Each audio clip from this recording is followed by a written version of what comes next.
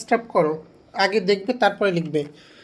টুটা হচ্ছে, খেয়াল করো, এই দিক থেকে শুরু করে এই জায়গা থেকে ঠিক এইভাবে। আবার দেখো, এটা শুরু হবে এইখান থেকে ঠিক এইভাবে। আবার খেয়াল করো সবাই।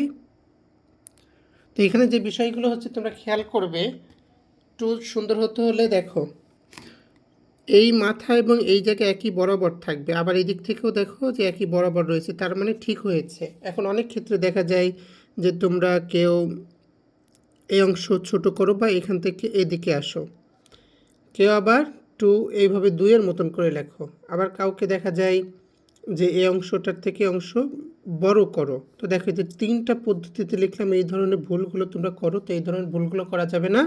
আমি এখানে দেখাচ্ছি, অর্থাৎ এইটা যতটুকু নামবে এইখান থেকে এই দাগটা স্ট্রেট হবে একই বরাবর। যদি একটু বড় করে দেখাই, এই খাতায় করাচ্ছি যাতে প্রতিটা মানে মাপ ঠিক থাকে, এই যে একই বরাবর।